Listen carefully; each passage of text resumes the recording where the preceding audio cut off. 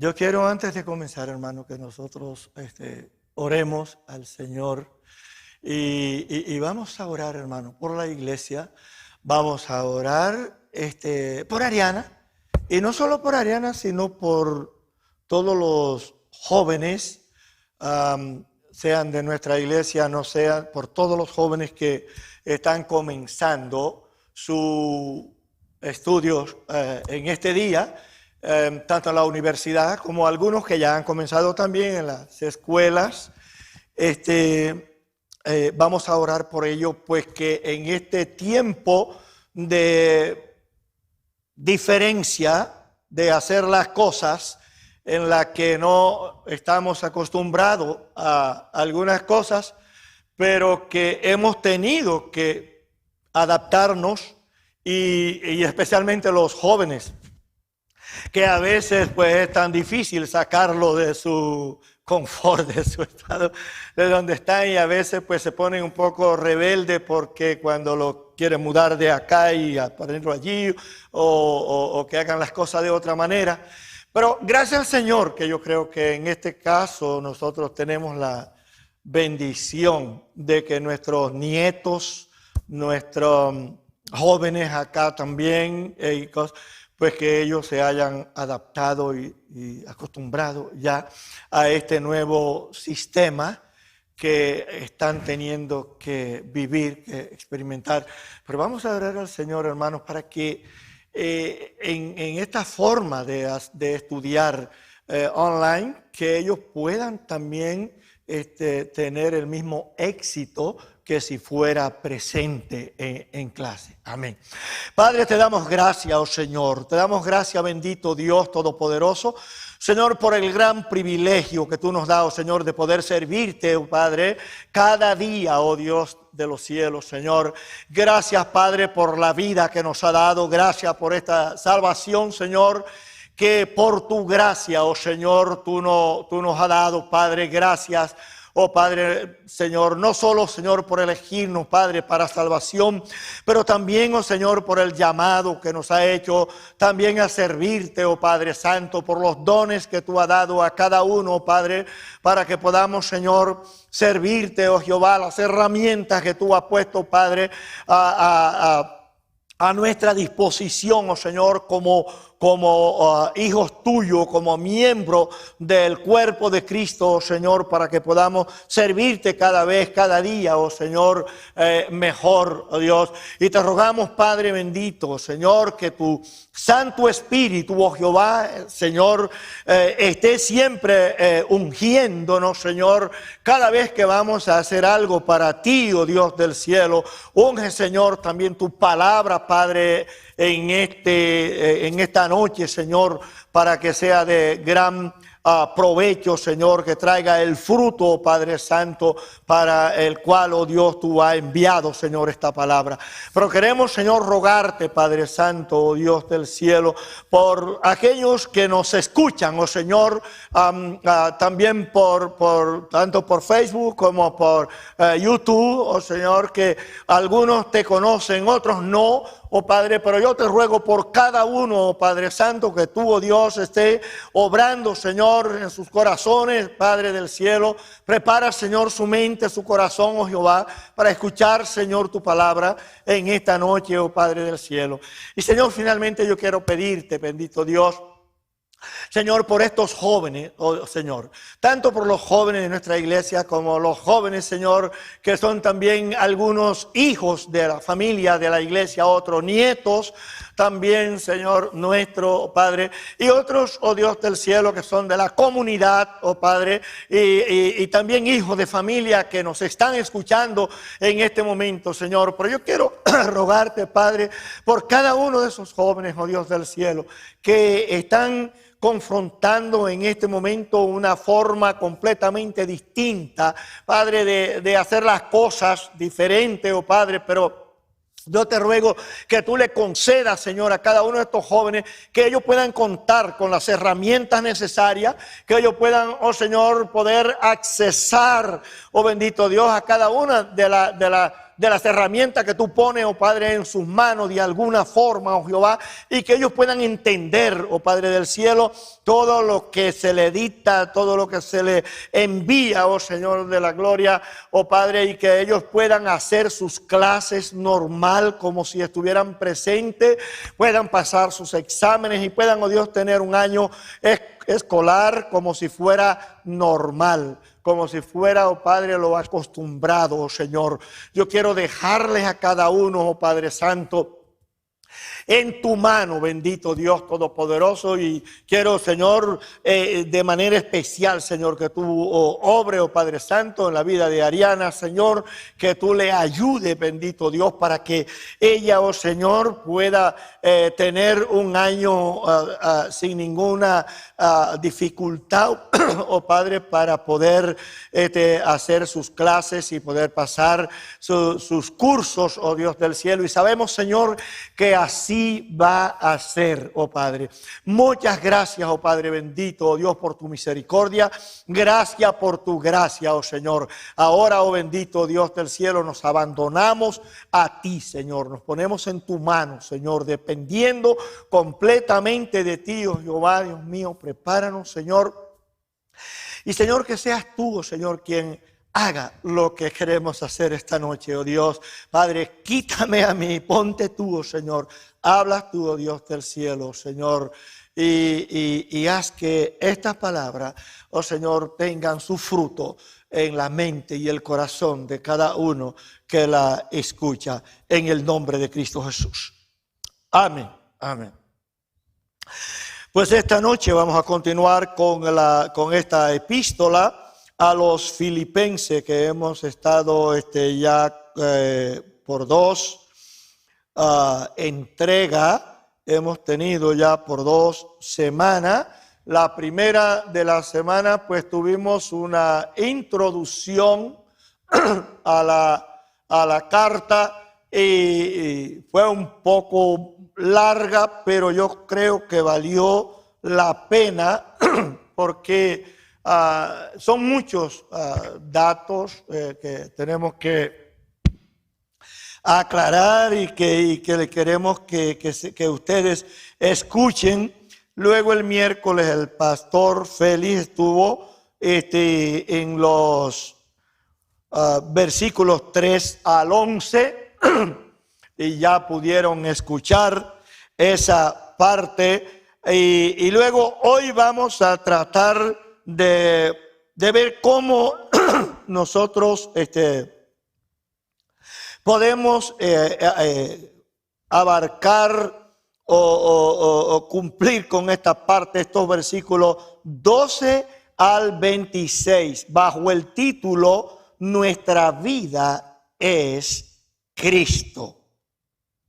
Y luego yo quise poner un subtítulo que es una pregunta que yo quiero hacerle, tanto a ustedes que están aquí presentes, como también los que nos están escuchando a través de YouTube y también por Facebook y cualquier otro canal de la red, pues que la pregunta es la siguiente, y es, después que hemos dicho, nuestra vida es Cristo, ¿cuál es tu prioridad? ¿Cuál es tu prioridad? Porque la prioridad y prioridades del apóstol Pablo estaban muy bien definidas. Y muchos de nosotros también tenemos nuestras prioridades muy bien definidas, cada una en el lugar que debe estar. Pero sabemos que otros no necesariamente tienen sus prioridades tan bien definidas, ni tampoco en el lugar que debe estar cada una de esas prioridades. Hay unos versículos de los que el pastor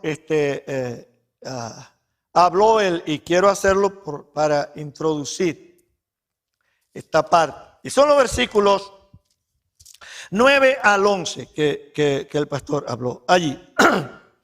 Y esos versículos 9 al 11 del capítulo 1 de la epístola a los Filipenses, que como saben ya hablamos de esta epístola, sabemos que fue escrita por el apóstol Pablo, que fue escrita más o menos en el año 61 después de Cristo, que la circunstancia en la que Pablo escribe esta epístola no era la más favorable, por lo menos para él, porque se encontraba prisionero de los romanos y con todo y esa circunstancia, nosotros vamos a ver esta noche cuál era la actitud de este hombre de Dios.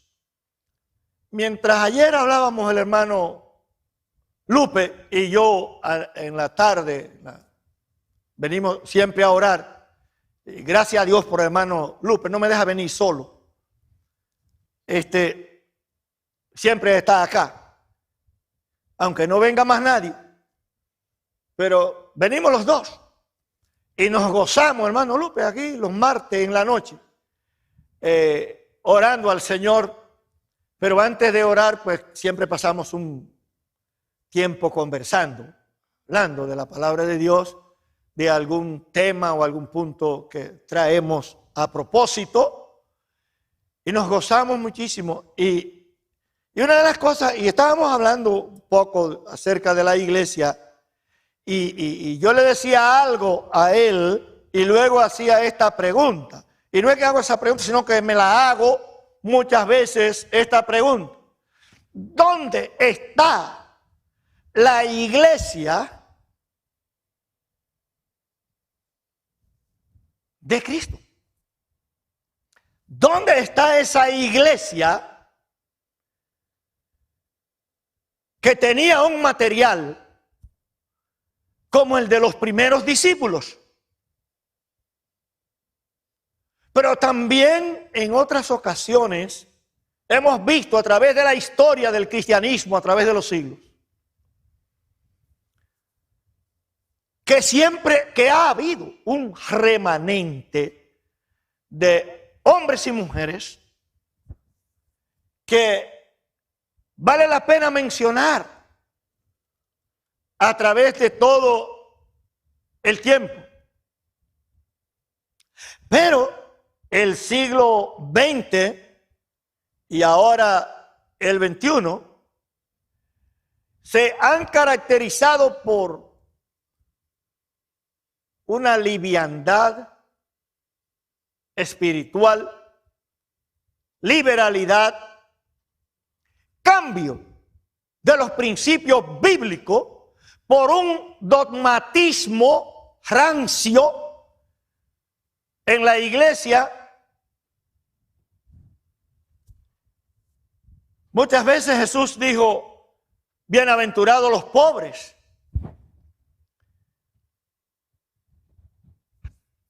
Y algunas veces respondió como al joven rico, que le dijo: te seguiré donde quiera que tú vayas. Lucas 9, 57 y 58. Pero Jesús le dijo: las zorras tienen cueva y las aves tienen nido, mas el Hijo del Hombre no tiene dónde reclinar su cabeza.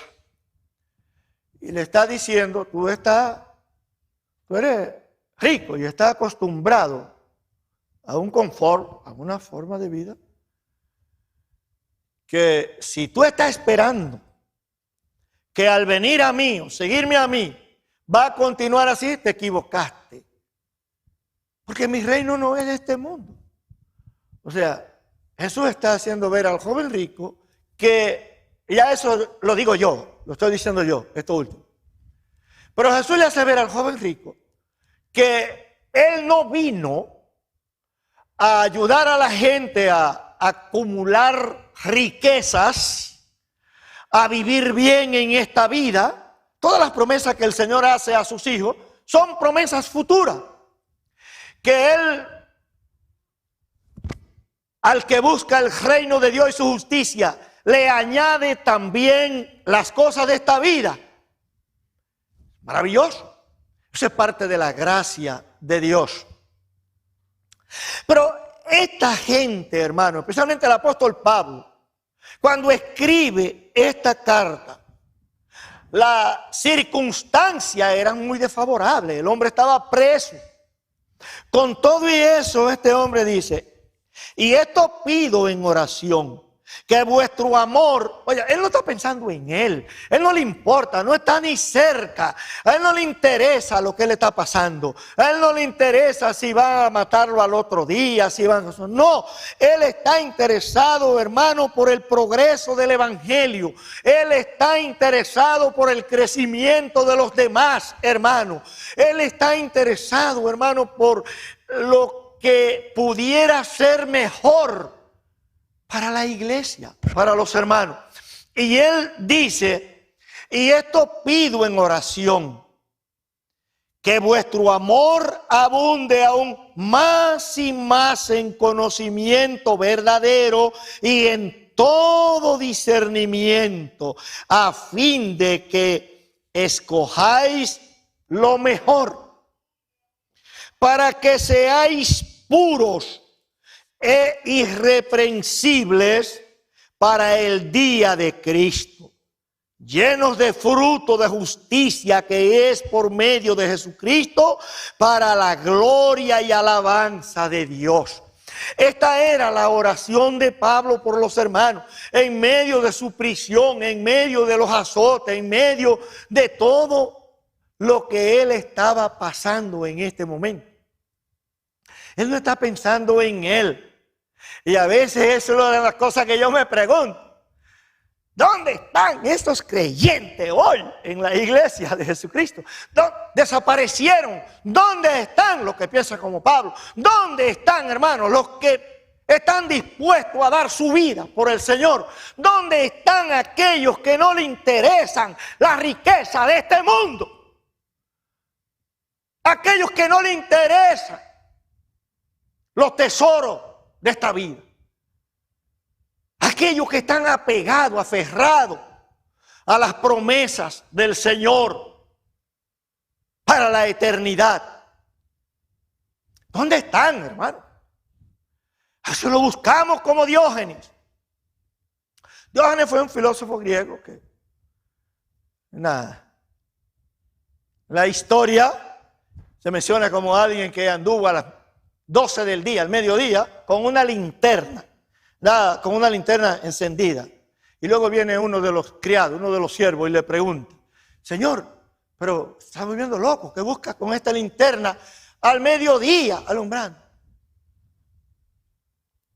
Y entonces él le respondió: busco un hombre honesto. Yo busco con la linterna de Diógenes. Y más que la linterna de Diógenes, a un hombre realmente piadoso, que no esté contaminado con la religiosidad en la que ha caído la iglesia de hoy. El diablo ha llegado y ha conseguido conformar a la iglesia de hoy a una religiosidad en la que, de la misma manera que los hombres del mundo buscan construir una reputación, una imagen que es la que ellos quieren que los demás vean, pero en su corazón y en su mente tienen otra cosa muy distinta. Una es su vida en público, otra es su vida en privado. En otras palabras, su reputación, la imagen que proyectan, no es propia, originada en su integridad de corazón. No lo es. En la iglesia sucede algo semejante. La mayoría de las veces los hermanos están prisioneros de una religiosidad en la que lo único que le interesa es la parte externa de las cosas, la forma de las cosas. Decía un gran teólogo que era lamentable ver que los pleitos y las divisiones en la iglesia nunca son por el fundamento bíblico, por el fundamento de la palabra de Dios. Siempre son por la forma en que se hacen las cosas, por cosas externas, por la manera en que este hace esto, aquel hace aquello, o que tú crees que esto es así, el otro cree que aquello es así, pero cosas que no tienen que ver nada con los principios fundamentales de la palabra de Dios. Y tú ves que la gente se divide y hace de todo, y se van por ahí, dejan de venir a la iglesia, porque fulano me dijo, si se van, cada cual, se buscan, se van por ahí. ¿Cuánta carnalidad, hermano? ¿Cuánta carnalidad? ¿Dónde están los hombres? Los hombres de Dios. Los hombres como este hombre, como el apóstol Pablo.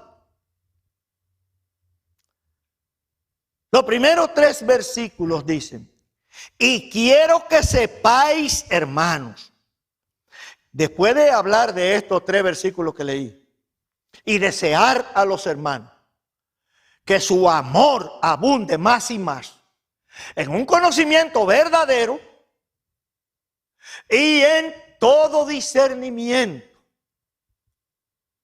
Estamos hablando, Pablo está diciendo, yo quiero que ustedes tengan un conocimiento, pero no cualquier conocimiento.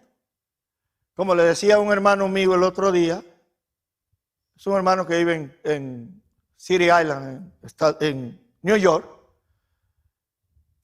y es un buen, tremendo cristiano. Y, se me fue la idea, pero no preocúpese que eso es parte del asunto. Vamos. No, es que alguien estaba discutiendo con él algo, un tema. Y entonces le dice que, porque eso me lo enseñó mi pastor, fulano, tal, qué sé yo, qué cosa, tal. Y él es doctor en teología, y PhD. Mi hermano le dijo, pero ¿qué tiene que ver con eso? Tú no conoces, incluso le dijo, tú ni siquiera conoces al que me discipuló a mí. Pero ¿qué tiene que ver que sea doctor en teología? ¿En qué teología? Porque puede ser doctor, pero en teología, qué sé yo, hay muchísimas teologías. Puede ser en teología arminiana, en teología calvinista, en teología hipercalvinista, en todo cualquier tipo de teología. Hay muchísimas formas. Entonces depende de lo que a usted le enseñaron. No me venga a mí con eso. Esto no es un asunto de título. Esto es un asunto de meterse con Dios. Meterse en la palabra de Dios. De hecho, hay muchísimas cosas que yo estudié que las rechazo. Y pasé de curso, pero las rechazo. Porque yo no creo muchas cosas de las que me enseñaron en el seminario.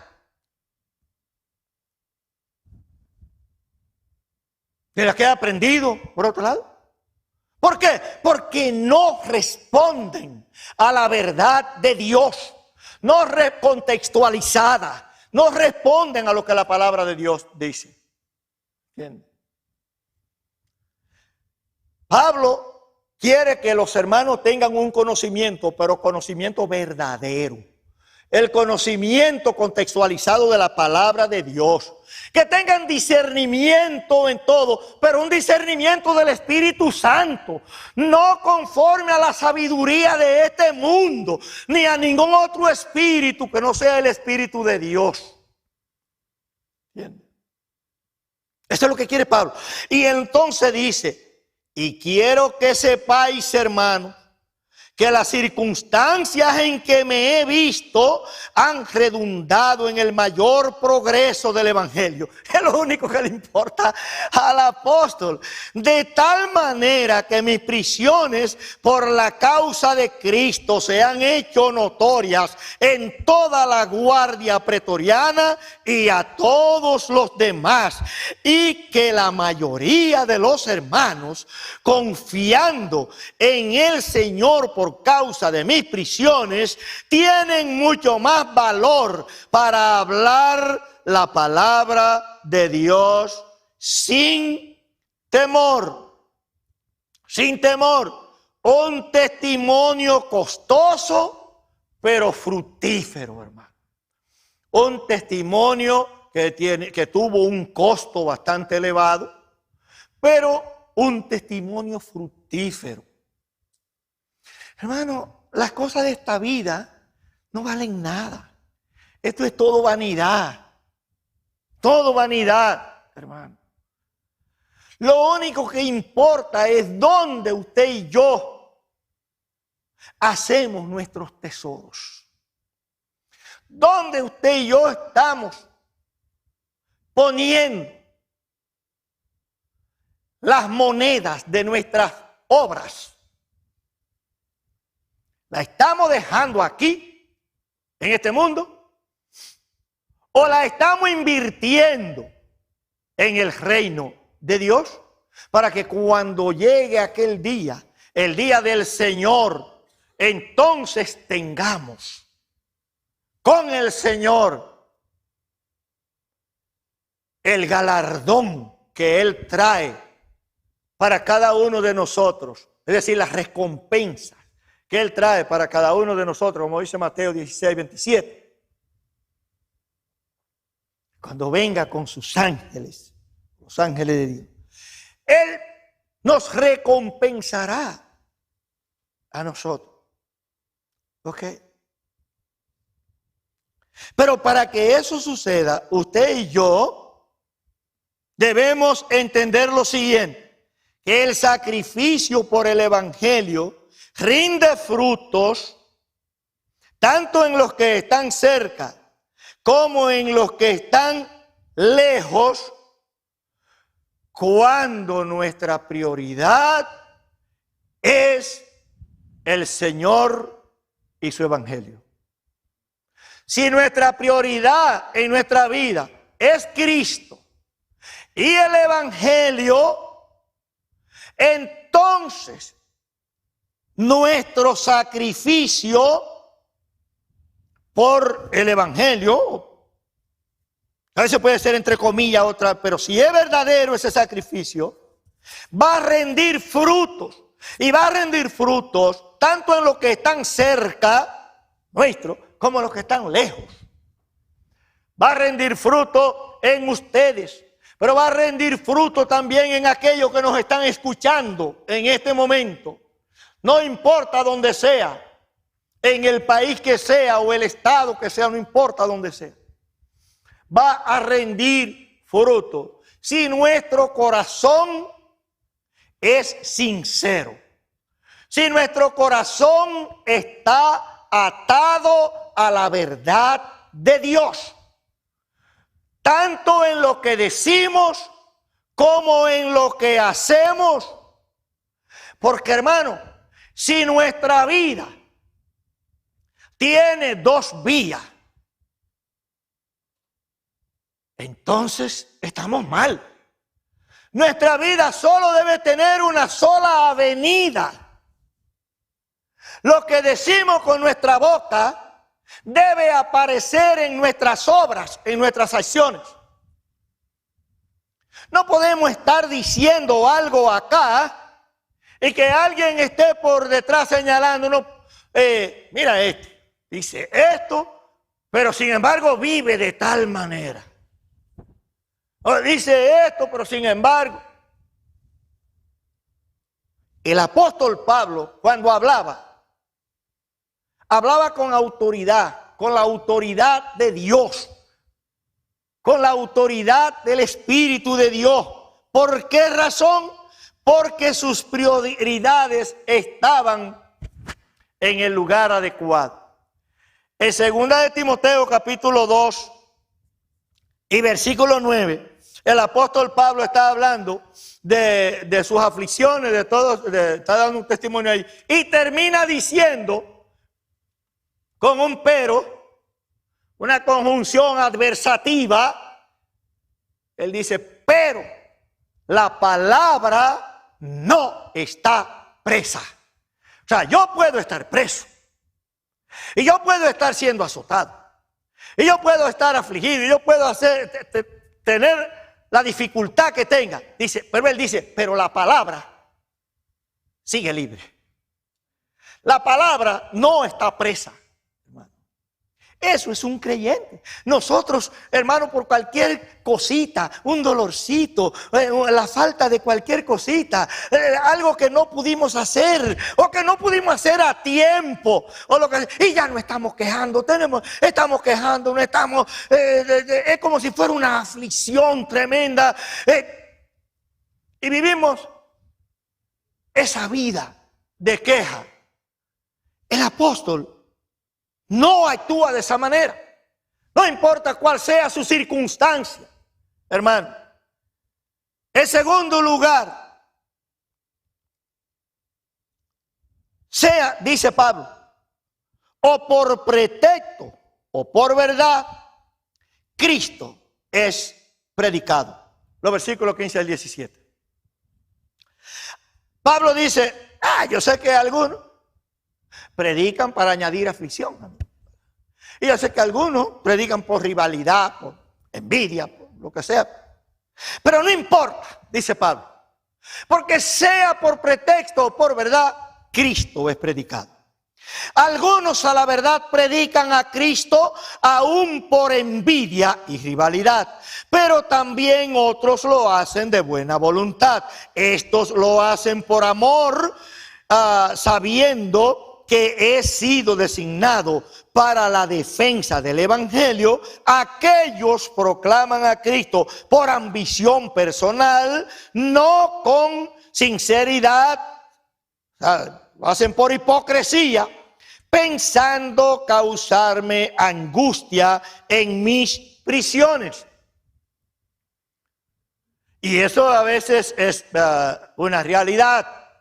A veces que muchos hacen ciertas cosas no porque realmente lo sienten en su corazón, sino que lo hacen a veces por envidia o por rivalidad.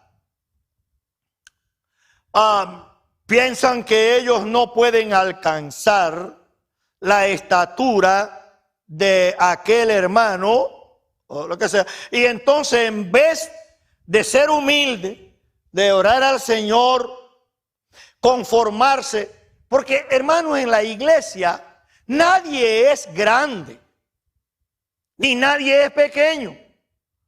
En la iglesia todos somos iguales. Nadie es diferente en la iglesia. Todos somos iguales. Quizá usted no puede hacer lo que yo hago, pero yo no puedo hacer lo que usted hace. Entonces estamos iguales. Estamos iguales.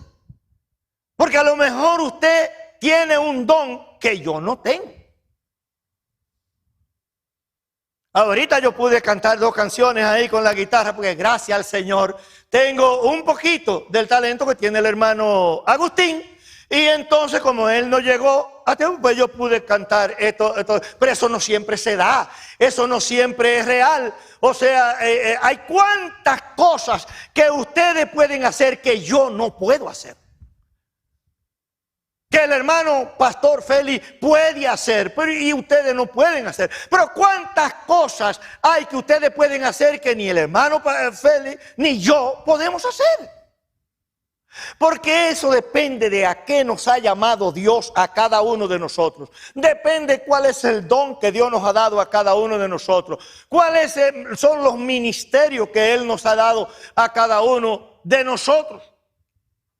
Y puede ser que algunos pretendan hacer ciertas cosas, pero si Dios no lo ha llamado a hacer eso, o no le ha dado el don para hacerlo, créame que lo que está haciendo es el ridículo.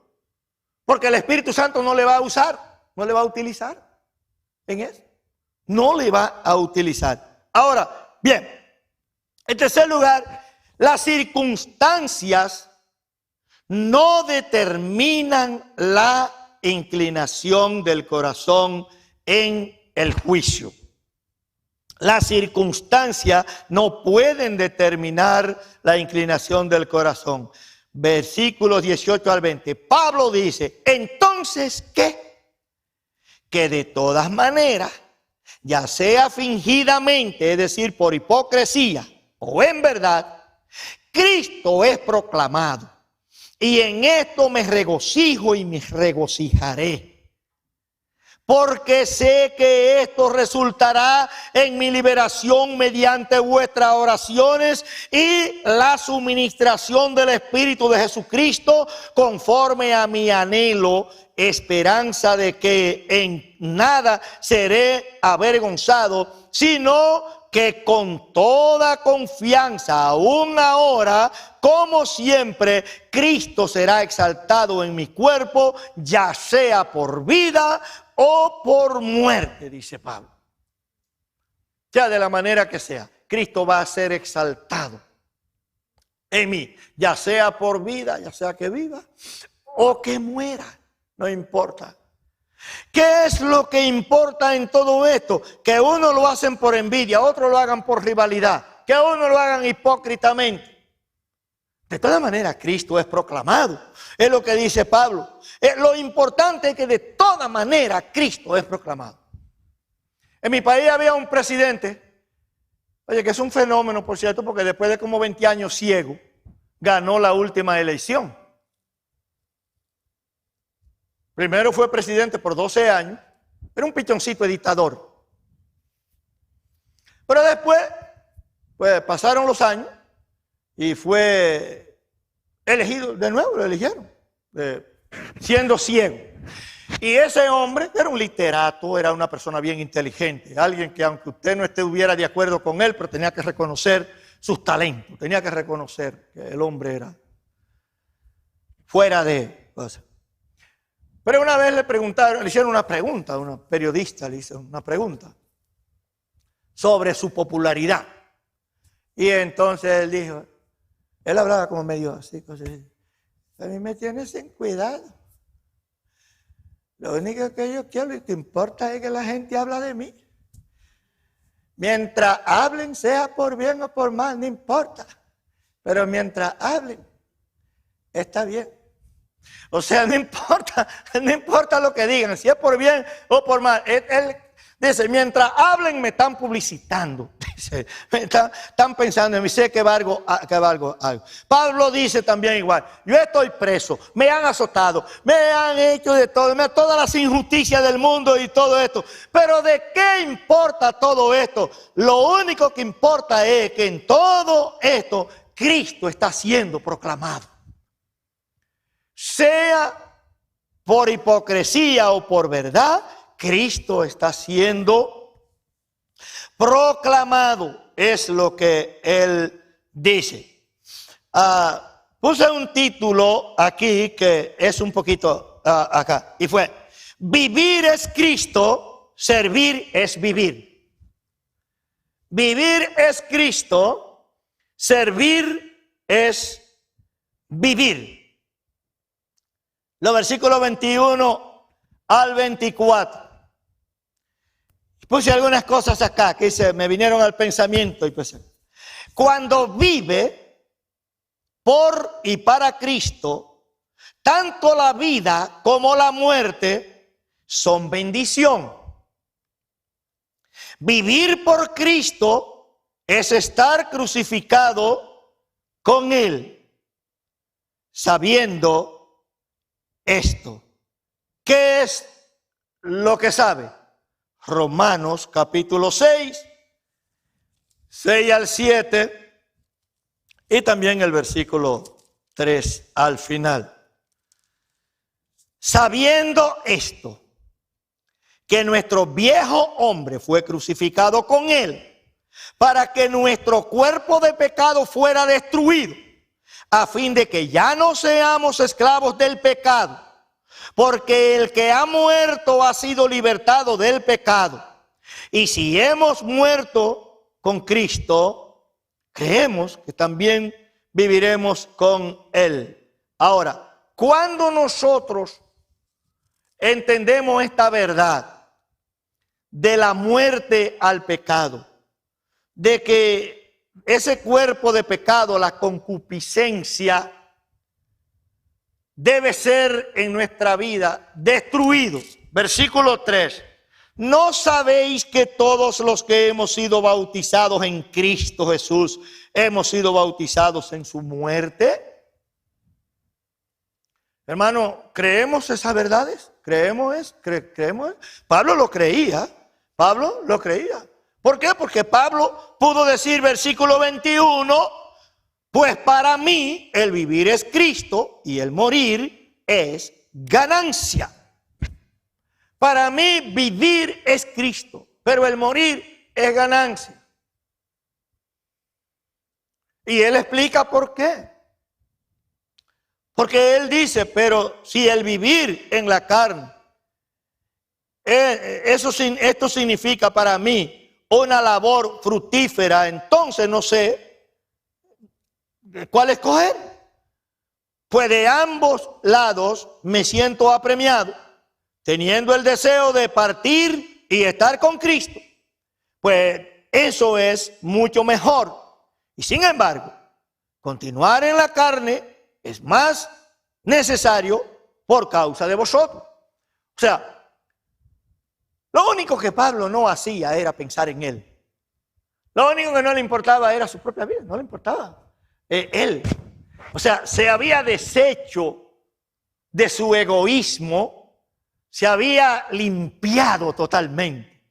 Hermanos, si nosotros pudiéramos hacer lo mismo, si realmente pudiéramos deshacernos como Pablo de los últimos vestigios del egoísmo, y realmente que lo que prime en nuestra vida sea el amor del Señor, el amor de Cristo, entonces pudiéramos decir como Pablo, he matado el pecado en mi carne. He destruido el cuerpo del pecado, la concupiscencia, en mi carne. Por consiguiente, para mí, el vivir es Cristo y el morir es ganancia.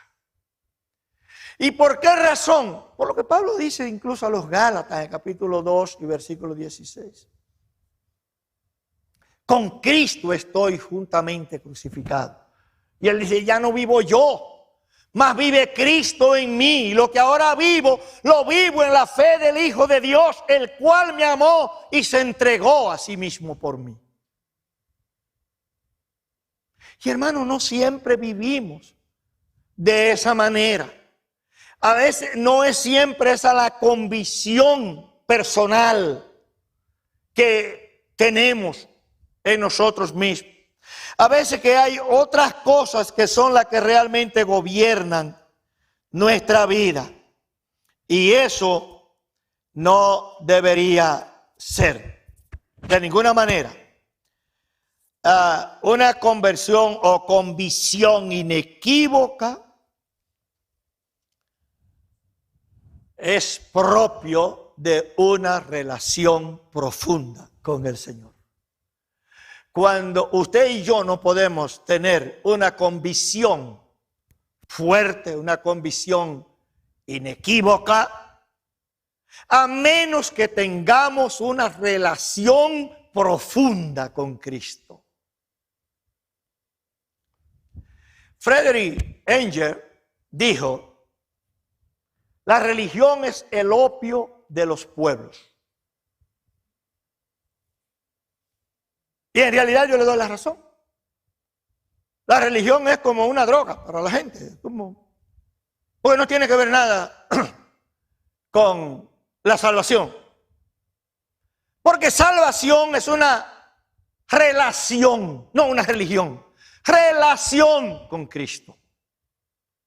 Y para que alguien pueda establecer una relación con Cristo, tiene que comenzar eso en Dios. La salvación pertenece a Jehová, le pertenece a Dios, no al hombre. Usted lo puede buscar, puede verlo en el Salmo capítulo 3, versículo 8, en Jonás 2, 9, en Apocalipsis capítulo 7 y versículo 10, etc. Usted puede ver que la salvación pertenece al Señor, pertenece a Dios. Y por tanto, entonces tiene que originarse en Dios, que nos elige desde antes de la fundación del mundo, por su gracia. Y nos predestina para que seamos sus hijos. Y llega el momento cuando usted y yo, pues nos arrepentidos de nuestro pecado, creemos en Cristo y le aceptamos como Señor y Salvador en nuestro corazón. Somos redimidos por el Señor, usted y yo, y establecemos una relación con el Señor. Una relación que debe crecer cada vez, debe crecer, cada vez debe crecer más y más. En otras palabras, la relación que un creyente establece con el Señor debe ser progresiva. No es una relación estática, ni tampoco acá, allá, o sea, de brincos. Ya estoy aquí, ya brinco allá. Ok. Tiene que ser, hermano, una relación progresiva. ¿Sabe por qué es progresiva? Porque cuando usted y yo establecemos una relación con Cristo, el Espíritu Santo viene a habitar en nuestras vidas. Entonces ya no podemos actuar como actuamos siempre. Los versículos 25 y 26 dice: y convencido de esto, sé que permaneceré, dice Pablo, y continuaré con todos vosotros para vuestro progreso y gozo en la fe. O sea, cuando uno tiene una relación profunda con el Señor, entonces también va a tener una fe bien grande, más grande que un grano de mostaza. Va a tener una fe más grande. Y por eso Pablo está diciendo esto. Y él dice la causa. Dice: para que vuestra profunda satisfacción por mí abunde en Cristo Jesús a causa de mi visita otra vez a vosotros. Hay muchas personas en la iglesia, líderes, y me refiero a líderes, muy arrogantes. Muy arrogantes. Y que pretenden pues cosas que a veces yo creo que hasta ciertos demonios le quedan pequeños. Sin embargo, usted puede encontrar textos en la Biblia, como por ejemplo Romanos capítulo 5, en la que dice la palabra de Dios que usted y yo podemos gloriarnos. Gloriarnos, hermano, en la relación con el Señor. Usted y yo podemos gloriarnos en nuestra redención. Podemos gloriarnos en nuestra fe con el Señor. ¿Por qué? Porque no ha dependido de nosotros. Depende de Dios. De la gracia de Dios. Depende de la gracia de Dios. En este caso, este versículo 26, el apóstol Pablo está pareciendo, si fuera uno por ahí, va a decir: no, pero eso es una arrogancia. ¿Cómo tú vas a decir eso? Para que vuestra profunda satisfacción por mí abunde en Cristo Jesús a causa de mi visita otra vez a vosotros. O sea, no, hermano, no es arrogancia. Eso se llama autoridad espiritual. El asunto es que los hermanos de Filipo, primera iglesia plantada en Macedonia y por ende en Europa, esos hermanos conocían muy bien a Pablo. Y Pablo sabía que nadie en la iglesia de los filipenses podía señalarle con el dedo en nada que no fuera algo positivo, que no fuera algo para edificación. Hermanos, escribiendo a los Efesios, capítulo 5, versículo 1, el apóstol Pablo dice, sed imitadores de Dios. Pero él dice también, sed imitadores de mí. Hermano, ¿acaso usted y yo podemos decir a los demás hermanos que sean imitadores nuestros? Imítame a mí. Mírame a mí. ¿Se atreve usted? Quiero que sepa, si usted es un discipulador, si hace discípulo, usted debe tener esa característica. Usted debe tener esa autoridad espiritual. Tiene que tenerla. Y esa autoridad espiritual se la da un manejo preciso de la palabra de Dios aplicada en su vida, principio por principio, por encima de todas las circunstancias de la vida. No importa en qué lugar y en qué tiempo. Como Pablo,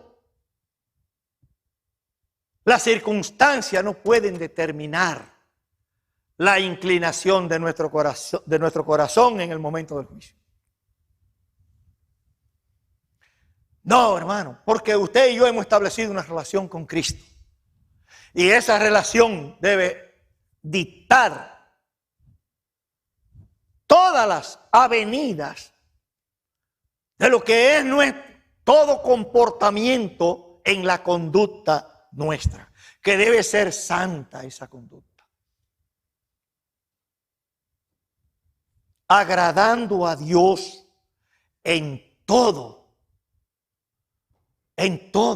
no importa, hermanos, las circunstancias. Eso es lo que Pablo nos enseña en esta noche con su propia vida, con su vida, hermano. Ojalá, hermanos, que no necesitemos la linterna de Diógenes, sino que el Espíritu Santo esté iluminando a cada uno de nosotros, tanto para mirarnos en retrospectiva, mirarnos a nosotros mismos en nuestros propios corazones, como también para poder discernir la vida también en los demás.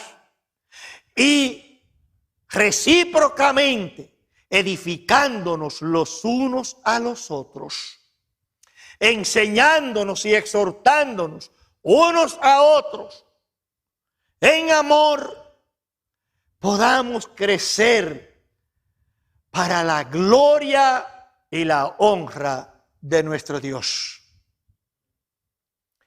Hermano, que Dios nos bendiga, que Dios nos ayude cada día a ser los hijos de Dios que Dios espera de nosotros.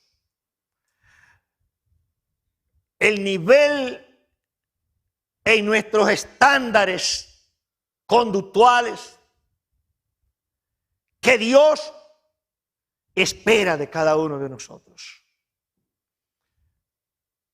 Dios tiene sus expectativas con usted y conmigo. Y después que usted y yo tenemos el Espíritu Santo habitando en nosotros, somos responsables de vivir la vida que Dios quiere que vivamos, o de lo que hacemos fuera de la voluntad del Señor.